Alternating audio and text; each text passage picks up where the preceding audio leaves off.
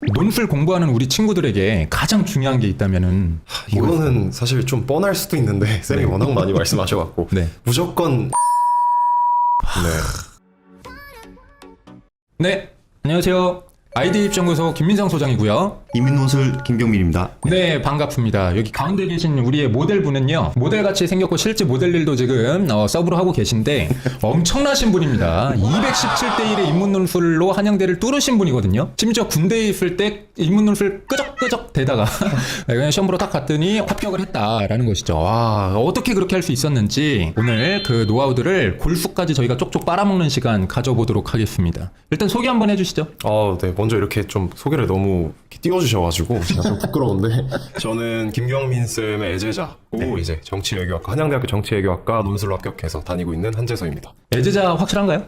아니 한양대 붙었다 해가지고 이제 전화가 왔는데 네. 구란 줄 알았거든요. 네, 그렇죠. 200대 1이 넘으니까. 너 군대에 있었잖아. 쌤 진짜예요 하더라고요. 그래서 이제 바로 합격증 보내주더라고. 네. 그래서 붙은 줄 알았죠. 그리고 여기서 또 하나 증명되는 게 저희 둘 다 한양대잖아요. 한양대는 얼굴 보고 선발한다라는 점 기억해 주시면 좋겠습니다. 네네. 자, 그러면 아까 경쟁률이 몇이라고요? 217.5대 1로 알고 있습니다. 아니, 몇 명 뽑았어요 그때? 그때 3명 뽑았던 걸로 알고 있는데 아니, 3명 뽑는데 지금 과거 시험처럼 600명이 넘게 지원했는데 그 중에서 3명 안에 뽑혔다고요? 네, 제가 그렇게 됐습니다. 최초업이에요? 최초합입니다. 와, 미쳤다. 어떻게 상위 3명. 그 비결이 뭐라고 생각하십니까? 비결 같은 경우에는 아까 말씀하셨다시피 저는 이제 군대에서 준비를 하다 보니까 논술 지원을 그 3개의 학교만 하게 됐었어요. 네. 왜냐하면 좀 시간도 없었고 그래서 3개를 하게 됐는데 그렇다 보니까 이제 6개를 지원했을 때보다 훨씬 더 좀 대학 간의 공통 유형 같은 것도 좀 알 수 있었고 가산점 포인트도 확실하게 입력을 하고 간 게 좀 도움이 되지 않았나 싶습니다. 그게 뭡니까? 가산점 포인트. 한양대 가산점 포인트. 가산점 구체적으로. 포인트. 네. 제가 좀 명확하게 말씀드릴 수 있는 부분은 일단 네. 첫 번째로 글이 이제 하나의 맥락이 돼야 된다. 이제 1200자로 쓰는 한 문제인데 네. 이제 문제에서 요구하는 것들이 좀 몇 가지 있습니다. 뭐 제시문 분석 그리고 그것을 적용을 또 해야 되고 네. 또 마지막엔 대안 제시까지도 가야 되는데 보통 다른 학교 같은 경우에 그런 문제들이 각각 나와요. 그래서 한 문제 한 문제 쓰다 보면 각각 제시를 하면 되는데 한양대는 한 문제이기 때문에 연결되게 매끄럽게 쓰는 게 되게 중요한 것 같습니다. 근데 특성이 하나 있어요. 뭐냐면은 뭐 대안을 쓰든 평가를 하든지 간에 그 기준 틀은 반드시 제시문에 나와 있다는 얘기죠. 그러니까 이렇게 보시면 됩니다. 한양대에서는 이론이 먼저 이제 출제가 되고 이 이론 한번 읽어봐. 읽었어요. 그러면은 이 이론을 바탕으로 해서 특정 문학 작품이라든가 혹은 특정 사회에 대해서 뭐 평가를 하든 대안 제시를 하든 설명을 한번 해봐. 그런 식으로 나온다는 얘기죠. 그렇게 유기적으로 적용하는 것 자체가 그렇죠. 사실은 어려운 포인트인 네. 거잖아요. 그러니까는 괜히 이론이 나오는 게 아니고 네. 그 이론하고 특정 사례하고 연결되는 어떤 완결성, 논리적인 맥락 그런 것들을 한 편의 완결된 글로서 써야 되기 때문에 네. 자연스럽게 넘어가야 된다는 얘기죠. 저는 조금 더 구체적인 걸 물어보고 싶은 그 자연스럽게를 어떻게 하는 겁니까, 대체? 자연스럽게 이게 사실 진짜 좀 이렇게 들으시면 되게 모호할 수도 네네. 있는데 그러니까 뭐 하니까. 네, 사실 자연스럽게라는 게 그렇게 어려운 건 아닙니다. 왜냐하면 그 한양대 문제 같은 경우에는 한 문제인데 자연스럽게 쓰라고 해서 무리한 걸 요구하지는 않거든요. 완전 동떨어지는 두 가지 내용을 연결시켜라 이런 건 아니고 두 가지 문제에 있어서 기본적으로 첫 번째 제시문에 나오는 개념이 공통적으로 적용이 됩니다. 그래서 그 첫 번째 제시문에 나오는 이론에 대한 해석을 좀 분명히 했다면 네. 그 다음 문제도 명확하게 넘어갈 수 있고 또 사실 제일 중요한 부분은 결국에 대안 제시의 부분이죠. 거기서 좀 차별성을 둬야 된다고 저는 생각을 했는데 네. 그러면은 이제 그 이론을 정확하게 이해를 하고 그 다음에 사례가 나올 때 이 이론으로 이 사례에 대해서 어떻게 설명할 수 있는지에 대해서만 보여주면 된다는 거죠. 네. 그리고 해결책을 제시할 때는 진짜 되게 창의적인 해결책이 중요한가요? 근데 아이들이 이런 것들 연습이 안 돼 있으니까 잘 생각 못 할 수도 있잖아. 사실 저는 이 부분에서 좀 말씀드리고 싶은 게 있는데 네. 보통 이제 해결책을 제시를 할 때는 좀 크게 틀을 좀 나눠주면 좋습니다. 좀 일반적인 해결책 제시나 대안 제시 문제는 뭐 개인과 사회, 국가가 어떻게 각각 해결을 할 수 있는지를 제시해 주는 게 중요한데 이 한양대 문제 같은 경우에는 국가에서 어떻게 해결을 할 수 있는지 이거를 제시하는 게 좀 중요한 문제였어요. 제가 푼 것 같은 경우에. 네. 사실 한양대 문제 보시면 알겠지만 제시문에서 어떤 해결책을 가지고 올 수 있는지에 대한 힌트까지는 얻을 수 있는데 네. 완벽하게 뭔가 좀 딱 나와 있는 부분은 또 없어요. 그래서 어느 정도의 배경 지식은 좀 필요할 수도 있다. 저는 그런 측면에서 쌤 수업이 좀 좋았다라고 생각이 들었던 게 왜요? 보통 제가 다른 학원 수업 뭐 파이널이라든지 한 번씩 가보면 네. 설명을 이제 보통 예시 답안 가지고만 이제 하시는 경우가 좀 있는데 가장 실망스러운 경험이죠. 그렇죠. 근데 쌤은 좀 이걸 분석을 해주시면서 거기서 나오는 이론에 대한 좀 배경 지식이라든지 네. 사회탐구 과목과도 연결이 되는 부분을 좀 알려주시니까 그런 부분에 있어서 학습을 할 수 있었던 게 제가 이걸 푸는 데 있어서 좀 팁이 되지 않았나 이런 생각도 듭니다. 워낙에 깊이 있게 공부하셔가지고 대학 생활을 거의 11년 하시지 않으세요?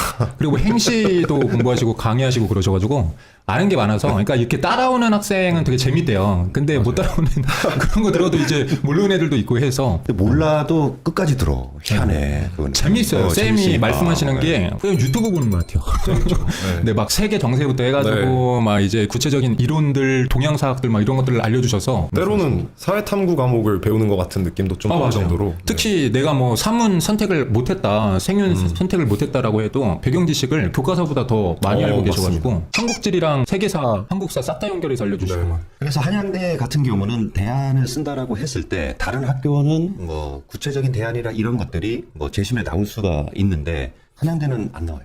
네, 거기에서 당락이 좀 좌우될 것 같아요. 네. 그러니까 대안을 쓴다라고 했을 때 다른 학생들은 뭐 한 개만 쓴다던가. 네. 근데 우리 이제 재수 학생은 분명히 여러 개 썼을 거라고요. 몇 개 썼어요? 저는 한 두세 개씩은 썼던 것 같습니다. 네. 그거를 이제 제가 수업 시간 때 이제 강조했던 내용이고. 맞습니다. 그리고 그 두세 개씩을 쓴다라고 했을 때, 뭐 빨간색도 있고 숫자 5도 있고 뭐 삼각형도 있어요. 그게 아니라 뭐 색깔 측면에서는 빨간색, 숫자 측면에서는 5, 도형 측면에서는 삼각형 이런 식으로 체계화를 해서 썼단 얘기죠. 아, 해결 방안을 할 수 있는 어떤 주체라든가 분야라든가 그렇죠. 이런 걸 나눈 다음에 구체적으로 제시하는 거. 그렇죠. 그리고 여기 문제를 보면은 해결책을 제안하시오 이렇게 나와 있기 때문에 많은 애들이 그냥 자연스럽게 해결책 하나 쓰면 되겠다. 나 잘 썼네. 라고 하는데 분명히 기억하십시오. 이거 2개에서 3개 정도 논점으로 해결책을 써줘야지만 일단은 합격을 할 수 있는 그 권 안에 갈 수라도 있다라는 점. 제가 항상 아이들이 고민을 하는 게 인문 논술은 기출 문제가 많지가 않잖아요. 그러니까 최근 거라고 해봤자 뭐 3개에서 4개 뭐 이렇게밖에 안 되기 때문에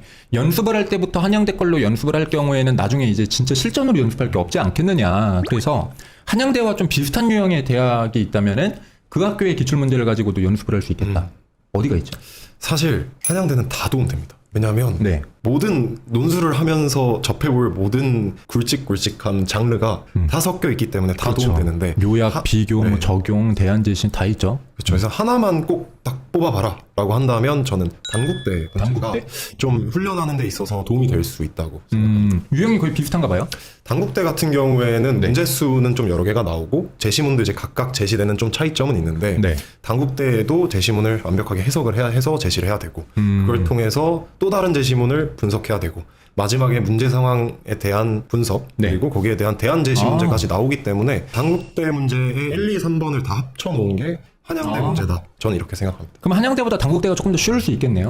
구체적으로 물어봐 주니까. 아무래도 좀 각각 좀 쓸 수 있다라는 점에서 좀 더 쉬울 수 있다고 생각이 듭니다. 자, 이제 아이들이 또 실질적으로 궁금한 게 논술 시험 보는 날 어떨지, 긴장될지, 또 그날의 분위기를 설명해 주면 뭐가 있을까요? 일단은 수능 볼 때랑은 좀 분위기가 다른 것 같아요. 네. 아무래도 한양대 논술 시험 같은 경우에는 수능 이후에 치러진 시험이었고 네. 그렇기 때문에 아무래도 조금 더 간절함이 좀 있을 거라는 생각이 들어요. 그래서 제가 들어가 봤을 때는 네. 훨씬 좀 분위기가 좀 싸했다. 아, 싸했어요? 네, 좀 들었고 한양대 그리고 되게 경쟁률이 높잖아요. 그래서 네. 와 이게 나눠서 보는데도 오후 1, 2가 나눠서 보는데도 사람이 진짜 많다. 아. 이 생각도 좀 들었습니다. 근데 약간 풀에 죽을 것 같은데 그 200 몇십 대 1이라는 걸 알고 왔을 텐데 이 많은 애들 중에 3명 붙을 텐데 과연 내가 될까 이런 생각은 안 드셨어요? 사실 그런 생각 막 내가 붙을까 말까 이런 생각을 하는 거는 저는 사실 필요하지 않다고 생각을 해요. 왜냐하면 시험 문제 자체가 합불 자체는 채점하시는 분들이 픽을 해야 되기 때문에 네. 저는 그냥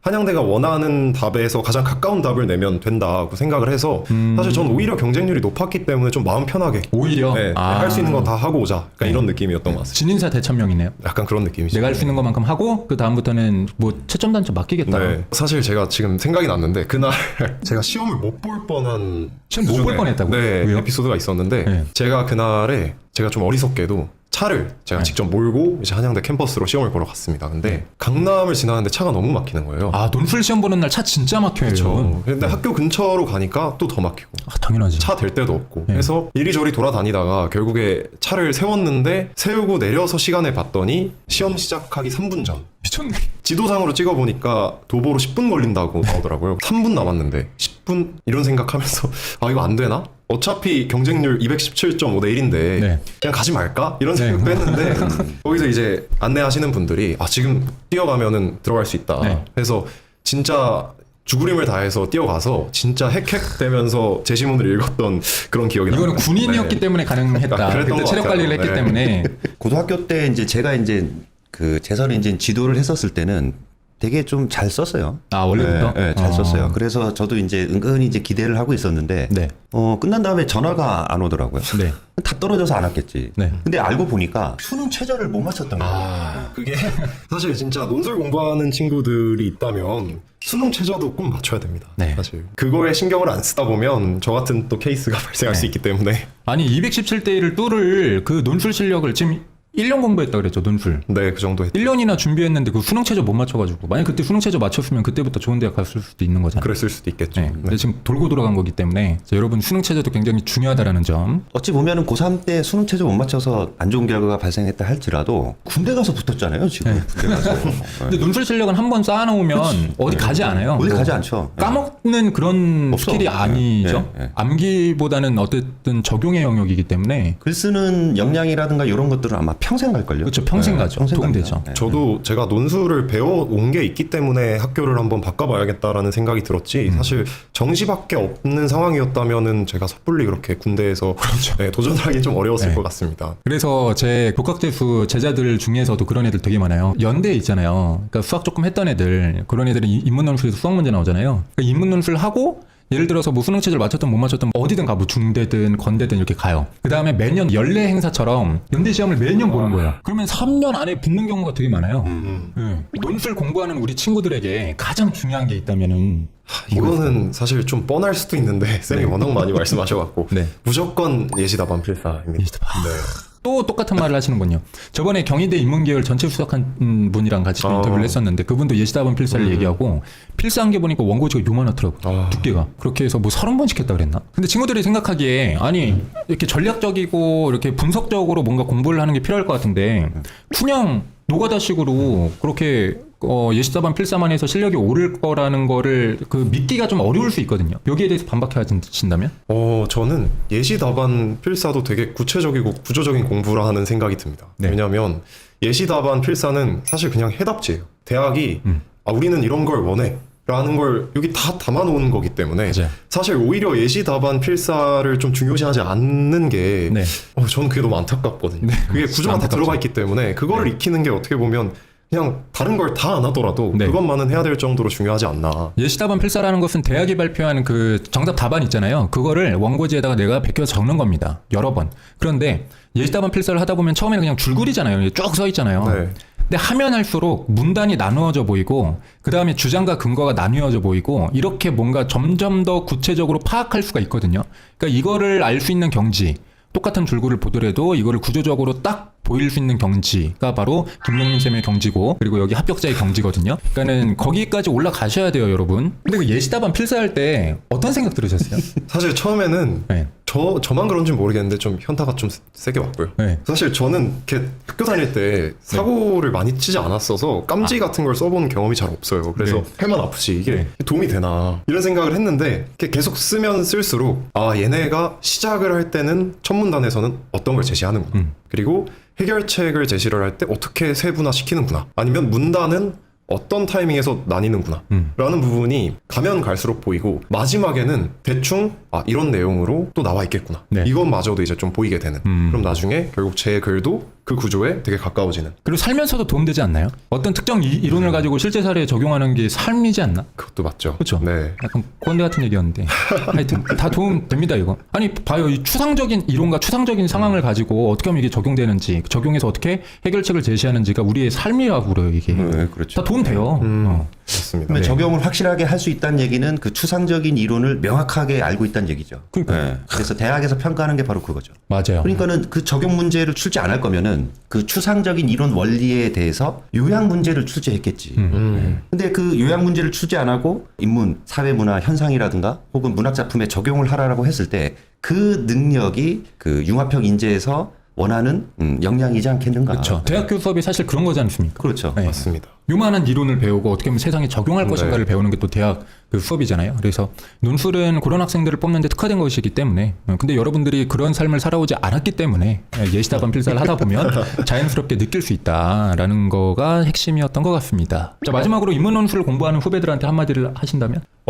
저는 지금 이제 시험 얼마 안 남았잖아요. 네. 수능도 얼마 안 남았고 수능 끝나면 본격적으로 할 텐데 인문 논술을 시험을 볼 때 제일 중요한 건 자신감입니다. 네. 근데 자신감을 만들려면 결국에 공부를 꾸준히 했어야 돼요. 보통 되게 막 부담을 느낄 수도 있는데 일주일에 진짜 한 2-3시간이라도 좀 완벽하게 시간을 딱 정해놓고 공부를 했다면 분명히 자신감이 있을 거고 시험장에 들어가서는 좀 쓸데없는 어떤 내가 잘할 수 있을까 이런 생각보다는 지금까지 했기 때문에 나는 누구보다 잘 쓸 수 있다. 여기 있는 사람들 숫자는 많지만 다 허슬릴 거다. 누가 예시답안 필사 했겠냐? 나만 거의 후보다. 약간 이런 느낌으로 이제 들어가면 솔직히 누구나 다 잘 볼 수 있다고 생각하고 또 한 가지 추가를 하자면 네. 막 이런 친구들이 많더라고요. 저는 글쓰기를 잘 못하는데 뭐 글쓰기 상 받아본 적도 없는데 논술을 할 수 있을까. 근데 논술은 100일장 대회가 아니라 네. 문제풀이 대회. 맞아요. 네, 그래서 구조를 명확하게 알고 있으면 누구든지 다 합격을 할 수 있기 때문에 열심히 공부하시고 자신감 갖고 계시면은 누구든 합격하실 수 있습니다. 누가 심금을 울리냐에 대한 시험이 아니고 진짜 다 정해져 있는 답이 있는 것이고요. 그리고 제가 궁금한 게 시험 보고 나서 이제 여기서 예시답안이 나왔을 거잖아요. 네. 그때 봤을 때 본인이 쓴 답이 다 정답이었나요? 한양대 같은 경우에는 나중에 합격자 발표된 이후에 합격자 우수 답안이라고 발표가 됩니다. 네. 안타깝게 이제 제가 쓴 거는 우수 답안까지는 아니었는데, 그래요? 네, 우수 답안 친구들 이렇게 쓴 거를 제가 보니까, 네. 그래도 맥락이나 들어가야 될 포인트 같은 것들은 다 들어가 있었고, 네. 아까 말씀드렸던 해결책 제시에서 네. 그 친구들도 다 2-3개씩 다 아. 들어가 있고, 저도 그렇게 썼기 때문에 그래서 붙었구나 이런 생각은 있었습니다. 우리 친구들이 상담하다 보면은 정말 안타까운 게 되게 멍청한 생각을 해요. 이게 논술이라는 게 경쟁률이 많으니까 너무 로또 같다. 그럼 로또가 나는 노력을 하나도 안 하고 정답지를 개판으로 썼는데도 붙을 수 있다라는 로또로 그렇게 생각을 해요. 멍청한 거지 않습니까? 내가 다 할 수 있는 거 하고 정답에 가까이 쓰고 글자 수도 맞췄고 주요 논점 놓치지 않았을 때 그 다음이 로또인 거예요. 200대 1이 있으면 여기서 정답에 근접한 뽑혀도 이상하지 않을 만한 그 정도의 어떤 아이들은 얼마나 될 것인가? 실질 경쟁률은 얼마나 될 것인가라고 했을 때 그때 몇이라고 하셨죠? 저는 이렇게 생각을 합니다. 진검승부하는 경쟁률은요. 네. 3대1이에요. 3대. 낙포함 3대1. 어떤 시험이든. 네, 어떤 시험이든. 네. 그러니까는 뭐 허수 뭐 그런 거 다 제하고 진짜로 붙냐 마냐라고 했을 때 핵심적인 경쟁률은 3대1. 네, 근데 웃긴 게 뭐냐면은 그 3명, 2명이 나하고 실력이 비슷한 거예요. 그러니까 나를 이겨야 돼요. 네, 그래서 공부하기 싫을 때도 있고, 그 다음에 오늘 뭐 열심히 공부했으니까 뭐 이 정도만 하지.